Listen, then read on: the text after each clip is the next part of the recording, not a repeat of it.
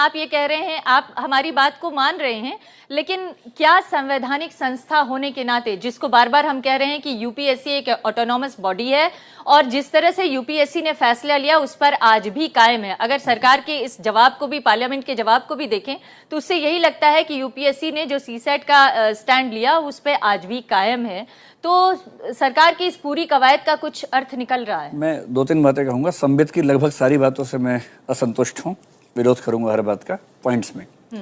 पहली बात वो ये कह रहे हैं कि लार्जर सेक्शन की प्रॉब्लम को सॉल्व कर दिया गया है, ये एकदम गलत बात है। लार्जर सेक्शन को दिक्कत 8 क्वेश्चन से नहीं थी, 8 क्वेश्चन केवल 20 नंबर के हैं। 35 क्वेश्चन जो लगभग 80 नंबर के, उनमें ट्रांसलेशन की दिक्कत है। ट्रांसलेशन की दिक्कत क्या होती है, मैं आपको एग्जाम्पल देता हूँ। आज के एग्जाम्पल लीजिए, विजय सिंह साहब जो यूपीएससी के मेंबर थे, सीसेट को लाने में उनकी भूमिका थी।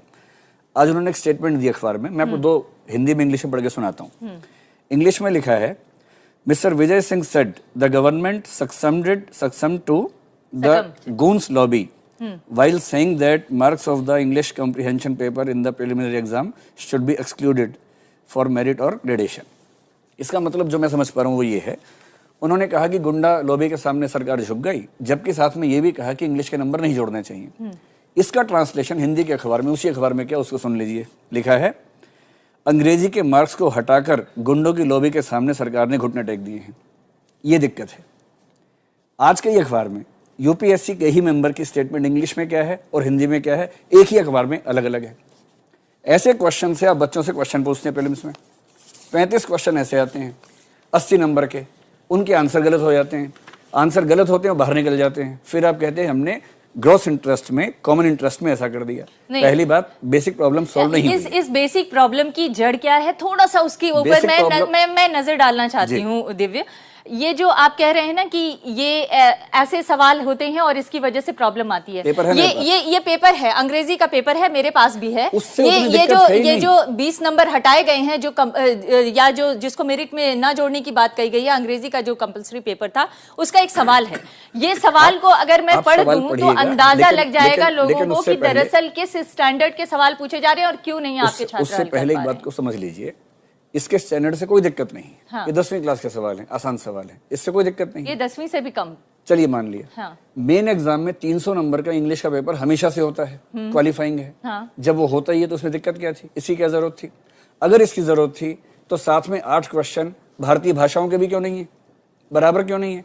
हम तो पहले भी नहीं होते थे, जब आपने एग्जाम दिया था तब भी नहीं होता था, जब आपने एग्जाम दिया था तब भी नहीं होता था। 3 साल पहले आया है, तब पेपर था ही नहीं है वाला। ये तो पेपर अभी आया है 2011 में। आपने 2011 में पहली बार कहा कि एक लैंग्वेज से सवाल पूछेंगे, बाकियों के नहीं पूछेंगे। भेदभाव की समस्या, इंग्लिश से कौन परेशान है? मान लीजिए कि एक गांव का बच्चा 8 में से एक सवाल गलत कर दे, एक तो गलत कर सकता है, एक सवाल गलत होने के 2.5 नंबर कट गए और नेगेटिव मार्किंग है 0.83 और कट गए, 3.33 कट गए। एक नंबर पे 1000 लोग बाहर हो जाते हैं। 3 नंबर गलत होने पे, एक सवाल एक नंबर पे। हाँ। और एक सवाल गलत होने पे 3.33 का नुकसान होता है उसको।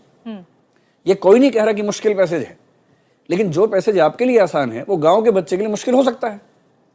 आसानी का फैसला कौन करेगा? नहीं, लेकिन बात यह है दिव्य कि अगर आप सिविल सर्वेंट बनना चाहते हैं, देश की सर्वोत्तम नौकरी में जाना चाहते हैं, तो आप अपने लिए क्या स्टैंडर्ड चाहते हैं? कोई मना नहीं कर रहा। आप इंग्लिश मेंस में क्वालिफाइंग पेपर लेते हैं, लीजिए। हाँ। लेते ही हैं, हिंदी का भी होता है, रीजनल लैंग्वेज का भी होता है, इंग्लिश का भी होता है, इसमें दिक्कत क्या है? उसको टफ कर दीजिए।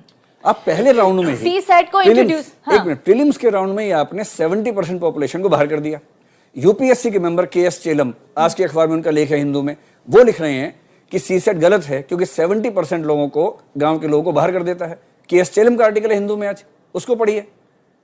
इससे भी संतोष ना मिले। नहीं, सवाल ये है कि आपको अगर लड़ाई लड़नी है तो आप उस व्यवस्था के खिलाफ लड़ाई लड़िए जिस व्यवस्था ने हिंदी मीडियम की पढ़ाई को इतना कमजोर कर दिया कि एक वक्त में हिंदी मीडियम से पढ़ के टॉप करने वाले आईएएस ऑफिसर आज की स्थिति में वो कह रहे हैं, वो खुद मान रहे हैं कि आज हिंदी मीडियम का बच्चा इसको क्वालिफाई नहीं कर सकता क्योंकि उसकी पढ़ाई का स्टैंडर्ड ही वो नहीं है। पढ़ाई का स्टैंडर्ड खराब करने की लेकिन बावजूद इसके आप लोगों ने इसको इंट्रोड्यूस क्यों किया, मुझे ये बताइए। क्योंकि आज जिस तरह से हजारों लाखों बच्चे इसका विरोध कर रहे हैं, एक तरह से राजनीतिक मुद्दा बन चुका है ये। आप या तमाम आप जैसे यूपीएससी को समर्थन देने वाले लोग फिर भी ये मान रहे हैं कि ये CSAT का पैटर्न बिल्कुल ठीक है और हमारे देश के सिविल सेवा में आने वाले लोगों को इसको क्वालिफाई करना जरूरी है? मैं हिंदी भाषी रहा हूँ हमेशा से। हाँ। और हिंदी में ही मैंने हाई स्कूल इंटर वगैरह किया था। मेरी सारी संवेदनाएं और सिंपैथी हिंदी वालों के साथ थी, लेकिन नीति बनाते समय दिल से नहीं दिमाग से काम लेना पड़ता है। तो इसलिए जब नीति बनाते थे, पहला सवाल ये था हमारे सामने कि ये जो सर्विसेज हैं, चाहे IAS हो, रेवेन्यू सर्विस है, रेलवेज है, ऑडिट अकाउंट्स है, फॉरेन सर्विस है, इन सब की कॉमन रिक्वायरमेंट क्या है? इनकी कॉमन रिक्वायरमेंट को देखते हुए ही इम्तहान हो सकता है। तो जब तक उस कमेटी ने ये तय किया कि रिक्वायरमेंट ये है कि भाई एक तो उसका लॉजिकल कॉम्प्रिहेंशन होना चाहिए, उसको थोड़ी बहुत अंग्रेजी भी आना चाहिए, साथ ही साथ उसको नंबर्स के साथ फ्लेयर होना चाहिए क्योंकि अगर आप इनकम टैक्स में हैं, रेलवे अकाउंट्स में, IAS में, आपको यही पता नहीं है भाई कि इन्फ्लेशन में और रेट ऑफ इन्फ्लेशन में क्या अंतर है। आप ग्राफ से डील करेंगे, आप नंबर से डील करेंगे इसलिए ये तय किया गया कि भाई इसमें कंपल्सरीली होना चाहिए कि हम 25-20 सवाल ऐसे पूछें जिससे पता चले कि आप लॉजिक समझते हैं कि नहीं, आप नंबर्स समझते हैं कि नहीं समझते हैं। दूसरी बात ये है कि आप ये भी साथ साथ देखें कि इसमें जो ऑप्शनल पेपर्स हैं उनकी वेटेज बहुत कम हो गई है। पहले हमारे ज़माने में ऑप्शनल पेपर्स की वेटेज 70% होती थी, तो हम बहुत अच्छे थे मैथमेटिक्स में, क्योंकि आपके चॉइस का सब्जेक्ट मिल जाता था और आप ऑप्शनल पेपर लेके पाली से भी, संस्कृत से भी, हिंदी से भी या किसी भी सब्जेक्ट से हाईएस्ट नंबर हासिल कर सकते थे। वो ये रहा था 2008 तक कि लोगों को लगा कि भाई पाली ले लो, पाली में बहुत अच्छे मार्क्स मिल जाएंगे, पाली पढ़ ली। किसी ने अरेबिक ले ली, किसी ने सोचा कि भाई इंटरनेशनल लॉ पढ़ लो, 2 किताबें पढ़नी पड़ेंगी, हम रट लेंगे और पास हो जाएंगे। इसलिए तय किया गया कि जो जनरल कॉम्प्रिहेंशन है, जनरल स्टडीज़ हैं, इकोनॉमिक्स है, करंट अफेयर्स है, इसकी नॉलेज होना चाहिए। अनफॉर्चुनेटली बहुत ही इनइक्वालिटी बढ़ती चली जा रही है। एक सवाल जो इन्होंने बेहद महत्वपूर्ण जवाब दिया वो बताइए कि जो रिजर्वेशन के थ्रू भी बच्चे आ रहे हैं वो भी अंग्रेजी ही मीडियम के ज्यादातर आ रहे हैं, उसमें भी इंग्लिश मीडियम के लोग फर्स्ट जनरेशन के हैं वो इंग्लिश मीडियम से नहीं है। सतीश चंद्रा कमेटी ने इसके बारे में विस्तार में लिखा हुआ है। सेकंड थर्ड जनरेशन वाले इंग्लिश मीडियम से आते हैं, गांव के बच्चे नहीं आते हैं। जो एक रिजर्वेशन से IAS बन जाएगा वो गांव में क्यों रहेगा, उसके बच्चे अच्छे स्कूल से क्यों नहीं पढ़ेंगे? तो बेसिक सी बात है। सर ने कहा कि पाली और लिटरेचर लेते थे, पहली बात तो ये मेंस की बात है, प्रीलिम्स की बात ही नहीं है। अभी झगड़ा प्रीलिम्स का चल रहा है। दूसरी बात, लॉजिक होना चाहिए, नंबर्स होने चाहिए, इसमें क्या दिक्कत है? एक मैनेजर को और एक IAS को अगर लॉजिक नंबर्स ही चाहिए तो उन दोनों में अंतर क्या है? ज़्यादा ज़रूरत किस बात की है? KS चेलम साहब ने हिंदू में लिखा, एम्पैथी की ज़रूरत है, सोशल इंटेलिजेंस की ज़रूरत है, सोशल अंडरस्टैंडिंग की ज़रूरत है। आप उसके क्वेश्चन 80 में से 6 पूछते हैं, रीजनिंग ज़्यादा पूछते हैं, मैथ ज़्यादा पूछते हैं, इंग्लिश ज़्यादा पूछते हैं। अगर इंग्लिश इतना ही जरूरी है, 20 सवाल पूछ रहे हैं ना, 10-20 सवाल ही तो 20 नंबर के तो सवाल पूछ रहे हैं इंग्लिश के। उसको इंग्लिश चाहिए, इंग्लिश चाहिए, इसमें कोई डाउट नहीं। अगर इंग्लिश चाहिए, क्या उसको भारतीय भाषा नहीं चाहिए? IAS बनने के बाद जिंदगी भर जिस स्टेट में रहता है, उत्तर प्रदेश में किसी भी राज्य का आदमी आएगा, जिंदगी भर हिंदी में काम करना पड़ेगा उसको। बंगाल में जाएगा, बांग्ला में करना पड़ेगा। पूरी लाइफ में एक दिन भी इंग्लिश यूज नहीं करेगा अगर डेपुटेशन पे नहीं जाता है तो। आप वो लैंग्वेज नहीं पूछ रहे। लेकिन IAS ऑफिसर बनके केवल बंगाल में ही क्यों रहेगा? उसे तो पूरे देश में जाना पड़ सकता है। 33 साल की नौकरी में अगर डेपुटेशन पे नहीं जाता है तो 33 के 33 साल बंगाल में गुजारेगा। बहुत हुआ डेपुटेशन 3 साल 5 साल, और कितना चला जाएगा? और हम कब कह रहे हैं कि आप उसको मत भेजिए? आप उसको भेजिए, वहाँ टेस्ट कीजिए, जिसकी इंग्लिश अच्छी है उसको भेजिए। और जो आदमी IAS बनने के बाद 1 साल होते होते बांग्ला सीख सकता है, तमिल सीख सकता है, एक वही बच्चा जो इंग्लिश क्वालिफाइंग एग्जाम पास करके आया है मेंस में, तो अब आप ये अंग्रेजी में अभ्यस्त नहीं हो सकता? ये मुद्दा तो बार बार होता रहा। अब ये बताइए कि जो सरकार ने समाधान निकालने की कोशिश की है, उस समाधान से न छात्र संतुष्ट है, न विपक्षी दल संतुष्ट है, न कोई दूसरी पॉलिटिकल पार्टी संतुष्ट है। अब ये मुझे बताइए, अब ये मुद्दा जो है यहाँ से बढ़कर भारतीय भाषाओं की लड़ाई के रूप में तब्दील होता जा रहा है, उसके बारे में केवल 2 बातें। पहली बात, सरकार से 9-10 मांगे की गई थी, उनमें से 1 मांग मानी है, बाकी कोई नहीं मानी है। मेन एग्जाम में 3-4 प्रॉब्लम्स थी, उस पर बात ही नहीं की है। जैसे मॉडल आंसर्स केवल इंग्लिश में है, इस पर बात ही नहीं की है। सरकार ने क्यों नहीं बात की, उसकी वजह मैं बताती हूँ। दिव्य कीर्ति जी, जब सरकार के पास ये सवाल आया, ये उन्होंने कहा कि वर्मा कमेटी अपनी रिपोर्ट दे देगी और उस वर्मा कमेटी की रिपोर्ट के आधार पे हम जवाब देंगे। गलत बात। वर्मा कमेटी की रिपोर्ट, वर्मा कमेटी को रिपोर्ट बनानी थी उस हाई कोर्ट के निर्देश पर जिसमें अंग्रेजी भाषा के सवाल पूछे जाने को लेकर, और मेरे पास पूरा जजमेंट है हाई कोर्ट का यहीं पर जी। वो कमेटी दीनाथ बत्रा केस में केवल इन 8 क्वेश्चंस की बात थी जी। हाई कोर्ट का जजमेंट सिर्फ ये था, जजमेंट को पढ़िए। हाँ। पैरा 29 में हाई कोर्ट साफ कह रहा है कि यूपीएससी ने गलत किया है। हाँ। पैरा 30 में कह रहा है कि हम इंटरवीन नहीं करेंगे। 31 में कह रहा है कि हम आपको डायरेक्शन देते हैं कि कमेटी बनाइए उन 8 सवालों के बारे में। वो कमेटी केवल तो जो सरकार ने हल निकाला है वो उन्हीं सरकार ने केवल 8 सवालों पर हल निकाला। वो उस केस की बात है, सरकार से जो डिमांड की गई है वो केवल 8 सवाल की नहीं थी। इसका मतलब ये है कि सरकार कहीं ना कहीं छात्रों के साथ एक तरह से जो उनकी समस्या है उनको नहीं देख रही है, सुनी नहीं रही है, नहीं सुन रही, इंटरव्यू की बात नहीं सुन रही, मेंस की बात नहीं सुन रही, प्रीलिम्स की डेट पोस्टपोन करने की बात नहीं सुन रही। मैं इसका जवाब एक बार जरा संबित से ले लेती हूँ। संबित, दिव्य कीर्ति का ये आरोप है कि सरकार उन मुद्दों को नहीं देख रही है और उन सवालों को नहीं सुन रही है जिन सवालों को लेकर आंदोलन चल रहा है। सरकार ने 2-3 बहुत महत्वपूर्ण मुद्दे हैं जो समझना आवश्यक है। सरकार ने जो मुद्दा उठाया है, सरकार ने जो निर्णय लिया है, मैं उसे एक बैलेंसिंग एक्ट के रूप में देखता हूं। जिस प्रकार से कुछ दिनों से ये पूरा विषय एक लैंग्वेज का विषय बनता जा रहा था, सरकार को यह भी डर था कि 1960 के दशक में जिस प्रकार से एक लैंग्वेज वॉर पूरे हिंदुस्तान में हो गया था, कहीं उस प्रकार का एक स्नोबॉल न हो जाए, इसलिए अंततः सरकार को जल्दी से जल्दी एक निर्णय लेना पड़ा। दूसरा महत्वपूर्ण विषय है, अगर सपोज अब मान लेते हैं कि सीसैट को हमने स्क्रैप कर दिया होता तो क्या लिटिगेशंस नहीं होते? इतने लिटिगेशंस हो जाते कि 24 अगस्त को जो प्रीलिम्स एग्जाम होने वाले हैं शायद वो स्टे हो जाते। तो सभी विषयों को ध्यान में रखते हुए बैलेंसिंग। और थर्ड जो महत्वपूर्ण विषय था, क्या इंग्लिश महत्वपूर्ण है या नहीं, इसलिए आप देखिए दोनों हिंदी, इंग्लिश और वर्नाक्युलर लैंग्वेज में क्वालिफाइंग एग्जाम्स हैं, वो अभी भी हैं, आप उसको देख के आइए। एक बात मैं ये कहना चाहूंगा कि बहुत जल्दी परिवर्तन नहीं होना चाहिए, क्योंकि 18 साल की एज में आज लड़का तय करता है कि मुझे आईएएस में बैठना है और 7-8 साल मिलते हैं। अगर हम बार बार चेंज करते रहेंगे पैटर्न एग्जामिनेशन तो बहुत दिक्कत होती है। इसलिए मैं समझता हूं कि जब तक हम हमको ये ना लगे कि जो सर्विसेज की रिक्वायरमेंट है वो ये जो सवाल पूछे जा रहे हैं इनसे मैच नहीं करती है, तब तो अलग बात है।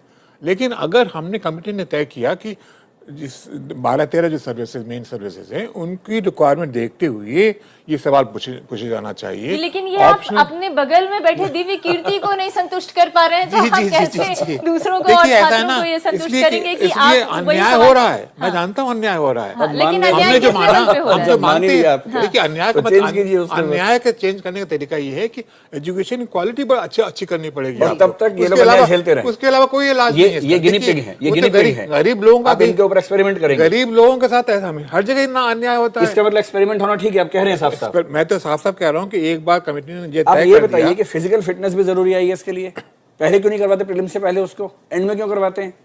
क्या इंग्लिश का टेस्ट एंड में नहीं हो सकता? प्रीलिम्स में करते 70% मेंस में नहीं दे सकते, आप उसको एंड में कर लीजिए, हटा दीजिए वहां पर उनको। लॉजिक रीजनिंग से किसने मना किया? संबित जी कह रहे हैं कि हमने बैलेंसिंग एक्ट किया है और यूपीएससी ऑटोनोमस आप बता रही हैं, ये संविधान में लेके आया हूं, आर्टिकल 309, 3012, 320, 323 पढ़ लीजिए। साफ साफ लिखा है कि भारत सरकार तय करेगी सिलेबस क्या होगा और एग्जाम किस फॉर्मेट पे होगा, साफ लिखा होगा सब। वो जो इनइक्वालिटी, मैं एक बात आखिरी बात कहना चाहूंगा, इनइक्वालिटी जो है और जो अन्याय है उसे समाप्त करना है। और हम अगर हम इस नतीजे पहुंचते हैं कि जो रिजर्व कैटेगरी के लोग आ रहे हैं वो भी इंग्लिश मीडियम के और एलिट क्लास से हैं, तो आप कर दीजिए कि हिंदी मीडियम वालों को, रीजनल मीडियम वालों के लिए ही 50% रिजर्वेशन होगा। आप कर दीजिए हिंदी मीडियम वाले, आप ये कह रहे हैं कि तमिल तेलुगु वालों को बोलिए खेती करें, आईएएस के बारे में ना सोचें, उनके बस की बात नहीं है, अंग्रेजों का शासन है, यहाँ उनकी बात नहीं सुनी जाएगी, सीधा बोल दीजिए। मैं आपके ये जो संविधान के 320 में साफ लिखा है कि यूपीएससी भारत सरकार को सलाह दे सकती है। आर्टिकल 323 संविधान का कहता है कि अगर यूपीएससी की सलाह भारत सरकार नहीं मानती है तो संसद के सामने बात रखनी पड़ेगी। हाँ। अगर सलाह न माने यूपीएससी की, संसद में सब पार्टियां समर्थन कर रही हैं, सरकार को क्या दिक्कत है? नहीं, लेकिन सरकार संविधान यही सलाह कि अब एग्जाम पोस्टपोन नहीं करेगी, संशोधन करेगी ना? नहीं, क्यों करेगी? कोई संशोधन नहीं करेगी। संविधान में लिखा हुआ है कि 320 के तहत 323 में अगर यूपीएससी की रिपोर्ट का कोई अंश सरकार नहीं मानती है तो संसद में पेश करेगी। सामान्य संकल्प है, सामान्य प्रस्ताव है, संविधान संशोधन तो बहुत आप उसको पढ़ के सुनाइए, क्योंकि जहां तक मेरी जानकारी है उसके मुताबिक अगर सरकार, आप बिल्कुल सही कह रहे हैं कि यूपीएससी को शासन आदेश दे सकती है, ऐसा कोई ऑटोनोमस बॉडी नहीं है जो कि यूपीएससी उसमें लिखा हुआ है, और साफ-साफ इंडिया लिखा हुआ सर्विसेज है। एक्ट में लिखा हुआ है, साफ-साफ, मैं वो भी लाया लेकिन इसके लिए इससे परिवर्तन करने से कोई फर्क नहीं पड़ेगा। आप देखेंगे फिर भी इंग्लिश मीडियम के लोग आते रहेंगे, क्योंकि इस अंग्रेजी का इंग्लिश सवाल मीडियम से नहीं है, किसी को दिक्कत नहीं है, अंग्रेजी का उनको सवाल आना नहीं चाहिए, है, उनको आना अंग्रेजी चाहिए। सवाल इस बात का है कि आप डिस्क्रिमिनेशन से देखेंगे दिक्कत है। जब ये जब चेंजेस नहीं हुए थे, मैं तो डायरेक्टर था 92 से 96 तक, आप देखेंगे 70% लड़के जो थे लाल बहादुर एकेडमी की, जी लाल बहादुर IAS एकेडमी जी IAS एकेडमी का जी। 70% लड़के इंजीनियरिंग बैकग्राउंड के थे। क्यों? क्योंकि आज हुई रहा है कि जो अच्छे बच्चे होते हैं पढ़ने में, they want to become engineers, चले आते हैं, आ जाते हैं, और जो खराब बच्चे होते हैं, जो पढ़ने अच्छे नहीं होते, वो फिलॉसफी पढ़ते हम हैं। वेलकम करते हैं, इंग्लिश वाले हैं, इंजीनियर्स हैं, हमें कोई दिक्कत नहीं, हमें डिस्क्रिमिनेशन से दिक्कत है। नहीं, लेकिन और इंग्लिश मीडियम के भी जो सवाल कई ये लोग नहीं है, समझते हैं सवाल इस ये बात नहीं है कि इंग्लिश और हिंदी, देखिए आपके उसी बिहार यूपी से तमाम नहीं, मैं बच्चे, यूपी बिहार से, मैं हरियाणा से, मैं जो हिंदी वाले लोग जो विरोध प्रदर्शन कर रहे हैं, मैं उनकी बात कर रही हूँ। तमिलनाडु में भी हो रहा है, आंध्र प्रदेश में भी, Overrepresentation है मध्य आज। प्रदेश में भी, राजस्थान में भी, उत्तराखंड में भी, सब जगह वो हो ये रहा है। सब हिंदी बेल्ट वाले, मैक्सिमम हिंदी बेल्ट वाले लोग हैं, तमिलनाडु, चेन्नई कैसे? लेकिन आप मैक्सिमम देखेंगे हिंदी बेल्ट वाले लोग हैं जो यहाँ पर प्रदर्शन कर रहे हैं, और जो पार्लियामेंट में जिस तरह की आवाज गूंज रही है, उसमें आज जरूर कनी- है कि कनी मोई- आज आज जो कनी है मोई ने आप बात लोगों रखी। की आज आप CPM लोगों की डी लड़ाई राजा। भाषाई लड़ाई में तब्दील होती हुई दिख रही है, लेकिन जो मुद्दा उठाया गया वो ज्यादा हिंदी वालों की तरफ से उठाया गया।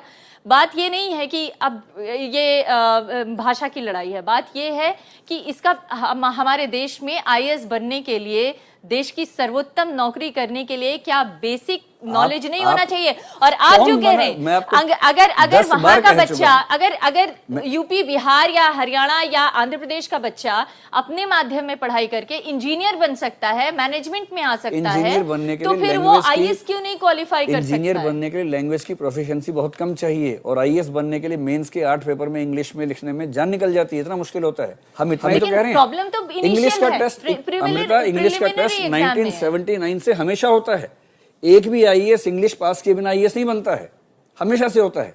हम सिर्फ ये कह रहे हैं कि इसको प्रीलिम्स में क्यों इंट्रोड्यूस करते हो, भेदभाव क्यों करते हो, और करना है तो इंग्लिश के साथ भारतीय भाषा को भी रख दो, तो प्रीलिम्स से हटा केवल दिया एक को क्यों रखते हैं? तो प्रीलिम्स और ट्रांसलेशंस इंग्लिश जवाब से मिल हिंदी, गया, इंग्लिश हटा दिया। ट्रांसलेशंस के 40 क्वेश्चन 80 नंबर हिंदी से इंग्लिश से हिंदी में क्यों है? हिंदी में इंडिपेंडेंट पैसेज क्यों नहीं आ सकता उसके बदले? ऐसे ऐसे ट्रांसलेशन से समझ में नहीं आते हैं। आपके पास अगर कोई उदाहरण हो तो दीजिए, क्योंकि हमारे पास तो जो अंग्रेजी के सवाल का पेपर है वो आप देखेंगे तो मतलब मैं 6वीं 7वीं का क्वेश्चन है, मैं कहिए तो अपने दर्शकों को पढ़ के तो सुनाऊं। ट्रांसलेशन का सवाल ही नहीं है, ट्रांसलेशन वाला ये है, ये पढ़िए ना आप, पढ़िए दोनों आप भाषाओं पढ़ के में। दिखाए। नहीं, एक बात मैं एक और वाक्य बता दूं पढ़ता हूँ, आप आपको। बताइए इसका मतलब एक क्या है? फैक्ट बता दूं आपको। एक वाक्य से मैं बोल देता हूँ, एक वाक्य सुन लीजिए। IAS में इस समय यूपी और बिहार का ओवर रिप्रेजेंटेशन है, ये बात सही है, लेकिन यूपी बिहार से वो लड़के आते हैं जो इंग्लिश मीडियम से गए हुए हैं, लेकिन उनका ओवर रिप्रेजेंटेशन है। ये नहीं है कि पहले 60s तक होता ये था कि तमिलनाडु से या आंध्र से लोग आया करते थे। आज हालत ये हिंदुस्तान में है कि IAS में और सर्विस में बैकवर्ड स्टेट्स का ओवर रिप्रेजेंटेशन है। इसीलिए बैकवर्ड स्टेट्स ने कभी डिमांड नहीं किया कि हमारे लिए आप रिजर्वेशन करिए। पाकिस्तान में है, सिंधियों के लिए है, बलूचियों के लिए है, पठान्स के लिए है, क्योंकि वहां से लोग नहीं आएंगे, पंजाबीज आ जाएंगे। इंडिया में कभी नहीं किया गया क्योंकि ओवर रिप्रेजेंटेशन है इन स्टेट्स। 2-4 वाक्य पढ़ देता हूँ, और अगर उसको रैशनलाइज करने की कोशिश हो रही है तो इतना विरोध हो रहा है। खैर आप जी, 3-4 वाक्य पढ़ लीजिए। कीटों की आंतर प्रजनन दर ठेठ रूप से बहुत अधिक होती है, अतः एक इसमें आंतर प्रजनन दर पहले आप बताइए क्या है। दूसरा एक वाक्य, संधिपाद कीटों के प्रत्येक कुल जिसमें द्विपंखी तथा भृंगशलभ देखिए एक दिव्य कुटकी कीर्ति, सम्मिलित एक हैं। बात बताइए, अगर वो अंग्रेजी नहीं समझती हैं, अगर वो हिंदी ही समझते हैं, तो फिर क्या ये हिंदी की ट्रांसलेशन गलत है, मतलब बहुत ही देखिए, ठीक ट्रांसलेशन कर दीजिए। एक ट्रांसलेशन ये था कि सवाल था स्टील प्लांट, उन्होंने कहा लॉ पौधा। अब नहीं देखिए, नहीं ऐसी नहीं, गलतियां नहीं तो लेकिन हैं। उसका प्रूफ कहीं नहीं मिला। नहीं, सक्सेना जी उसका प्रूफ कहीं नहीं मिला प्रूफ मुझे, मिल जाएगा, मैंने उसका बहुत प्रूफ ढूंढने मिल की जाएगा। कोशिश की, वो उसका कोई प्रूफ नहीं मिला। मैंने कई सारे IAS के पेपर निकाल के देखे, जी, जी, लॉ जी। पौधा और गोली कंप्यूटर मुझे नहीं आपने मिला। सिर्फ 5 मिनट का समय दिया, थोड़ा समय दीजिए, सारे प्रूफ आपको मिल जाएंगे। आपने सिर्फ नहीं, 5 वो- मिनट का नहीं, टाइम हम दिया हम पता हम करने प्रूफ के लिए। चाहते ही पॉलिसी नहीं का है इशू दिव्य, नहीं हम है, ये ये तो चाहते ऑपरेशन का हैं इशू कि है। असल में अब इसका समाधान कैसे निकाला जाए। समाधान सिंपल है, आप प्रीलिम्स को लैंग्वेज न्यूट्रल बना दीजिए। आपको IAS का एप्टीट्यूड देखना है ना, तो एक लैंग्वेज न्यूट्रल IAS बनाने के की तो लिए- बात कही जा रही है। एक IAS के लिए ज्यादा अच्छा क्या होगा कि उसमें सोशल स्किल्स हो, सोशल अंडरस्टैंडिंग हो, एम्पैथी हो, या केवल रीजनिंग और मैथ्स हो। तो अब उन सब के सवाल सोशल ये पूछते हैं। अंडरस्टैंडिंग, सोशल स्किल को ही तो और- टेस्ट और करने के लिए ये comprehension, CSAT लागू किया 80 गया, यही तो ये कह रहे हैं। 80 वो कैसे किया गया वो देखिए ना, उस कमेटी में कौन कौन लोग थे। SK खन्ना कमेटी, एक मेंबर IIT के आदमी, मतलब वो ऑल इंडिया टेक्निकल एजुकेशन के हेड थे। फिर जो कमेटी बनी 3 मेंबर्स की, उसमें आईआईटी के लोग हैं। डीपी अग्रवाल साहब खुद आईआईटी के आदमी हैं, आईआईटी में प्रोफेसर रह चुके हैं। जब सारे आईआईटी के लोग मिलकर सब कुछ बनाएंगे तो रिजल्ट क्या आएगा? आप तो नहीं है, इसका क्या जवाब? हमारी तो नहीं कमेटी है। में मिस्टर अलग थे चेयरमैन, अलग जो कि साहब, economist हैं। वो 2000 ईस्वी की बात है। वो जो कि मैं एक सवाल, आखिरी सवाल मृदुला जी आपसे करना चाहती हूँ। अभी भी ये संघर्ष चल रहा है कि सवाल किस तरह के पूछे जाएं, अभी भी ये संघर्ष चल रहा है कि पैटर्न क्या हो और आखिर हम अपने भावी आईएएस से किस तरह की उम्मीद करते हैं। नहीं, पर इसको हमें यूपीएससी पे छोड़ना चाहिए, पॉलिटिसाइजेशन नहीं होना आप कह रही हैं तीन पॉलिटिसाइजेशन साल नहीं तक- होना चाहिए, आप क्या चाहते 3 हैं? साल तक यूपीएससी ने खुद क्यों नहीं चेक किया इस चीज को कि ट्रांसलेशंस में और मेंस में, इंटरव्यू में इतने दिक्कतें हो रही हैं? अगर उन पे छोड़ देंगे तो हम क्या करेंगे? इसका मतलब आप कह रहे हैं कि आप कह रहे हैं कि संसद के जरिए इसका हल निकाला जा एकदम सकता है। संसद सबसे बड़ी मैं संस्था अंत में है। कहना चाहूंगा कि जो रीजनल मीडियम के लोग हैं, जिसमें हिंदी हो चाहे मराठी हो तेलुगु हो, उनके लिए रिजर्वेशन होना चाहिए। रिजर्वेशन तो कोई नहीं